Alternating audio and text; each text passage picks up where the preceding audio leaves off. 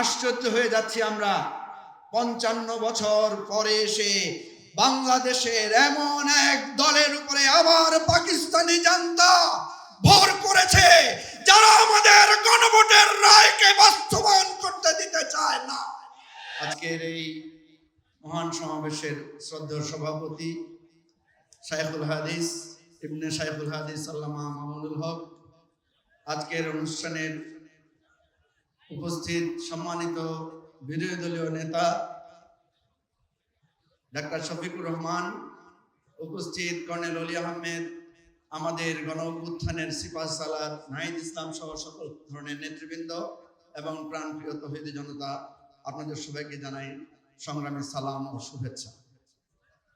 আজকে এই সমাবেশের দাবি অত্যন্ত সিম্পল, গণভোটের রায় বাস্তবায়ন চায়।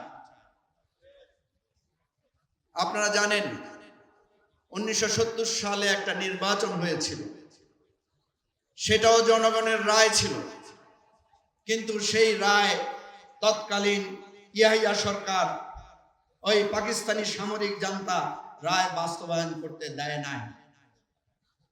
রায় বাস্তবায়ন হলে পুরো পাকিস্তানের নেতৃত্ব আসতো আমাদের এই বাংলাদেশের জনগণের হাতে।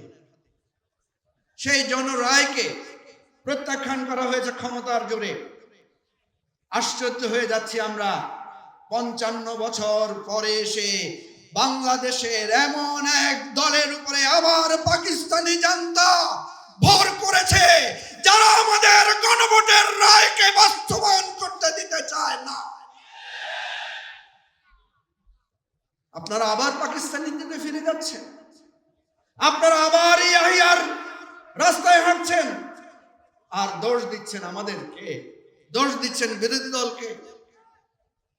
আমরা দেখেছি যেই ক্ষমতায় যায় সেই ক্ষমতায় গিয়ে তার অতীত ভুলে যায়। আজকে প্রধানমন্ত্রীর বক্তব্য দেখেন, আগের বক্তব্য দেখেন, স্বরাষ্ট্রমন্ত্রীর আগের বক্তব্য, বর্তমান বক্তব্য দেখেন, তাদের নেতাদের আগের বক্তব্য, বর্তমান বক্তব্য দেখেন। ওই গ্রামে গঞ্জে ছাত্র দল, যুব দলের ছোটখাটো নেতাদেরও আগের আচরণ, বর্তমান আচরণ দেখেন, কোনো মিল আছে? যাদের আগের কথা আর পরের কথার মিল থাকে না, এরা কোনোদিন জনগণের আশা আকাঙ্ক্ষার পরিবর্তন করতে পারে না। আমাদের স্পষ্ট দাবি, জনগণ স্পষ্ট করে গণভোটে বলেছে, আপনারা দেখবেন খুঁজলে এখনো গুগলে সার্চ করলে পাবেন, আমাদের গণভোটের যেই ব্যালট ছিল, ব্যালটের সামনে লেখা আছে আপনি কি জুলাই বাস্তবায়ন আদেশের সাথে একমত এবং নিম্নোক্ত 4টি বিষয়ে আপনার মতামত হ্যাঁ অথবা না জানান। তাহলে জুলাই বাস্তবায়ন আদেশের পক্ষে মানুষ রায় দিয়েছে না? সংবিধান উপরে না গণভোট উপরে? সংবিধান বদলানোর জন্য আমরা কি করি? সংবিধান বদলানোর জন্য আমরা গণভোট করি। গণভোটের রায় হচ্ছে চূড়ান্ত রায়।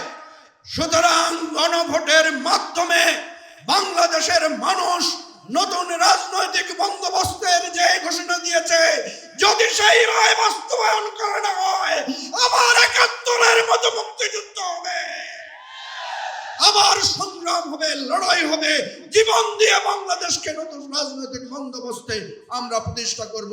এটাই আজকের গণসমাবেশের প্রতিজ্ঞা। খোদা হাফেজ, বাংলাদেশ জিন্দাবাদ। আসসালামু আলাইকুম।